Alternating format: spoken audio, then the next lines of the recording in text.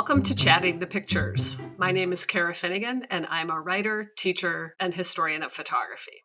And I'm Michael Shaw. I'm a writer, a psychologist, and also publisher of Reading the Pictures. As Benjamin Netanyahu and his extreme right government seek to erode the power of Israel's Supreme Court, liberals, business leaders, and legal experts are taking to the streets.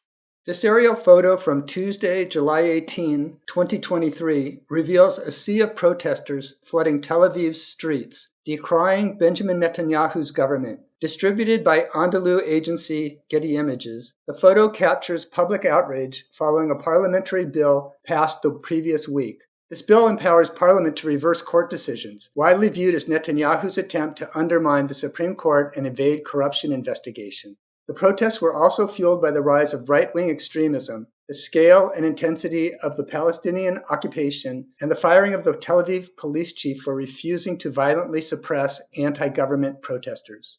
All media outlets use drones now. And so what that means is that the protesters are really using that to their advantage by having things available to communicate to the sky, if you will. So here we have the banner saying SOS. We see elements of the Israel flag there. In other photos, you see another banner that features a silhouette of Netanyahu, and it states in big letters, "You will never be a dictator." So these are literally messages sent from below to above to accommodate the way that media cover large-scale events like these.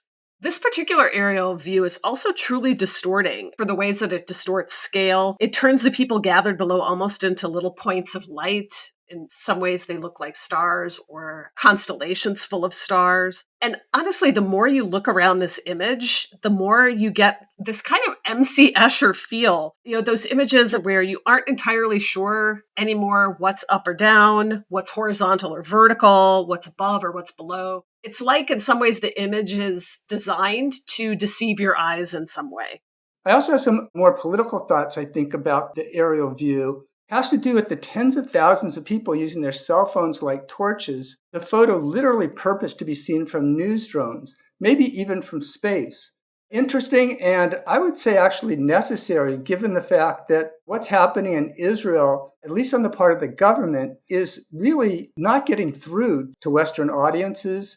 And that brings us to that SOS, which is really also a very powerful and really desperate symbol. Despite the scale of these protests, the SOS, which is the international distress signal, is almost ironic. It's saying that this country, in terms of its democracy and its integrity, is going down. These are signals that are sent out usually in wartime when it's a last resort. Oftentimes they're sent out because nobody's listening and it's small chance anybody's going to hear.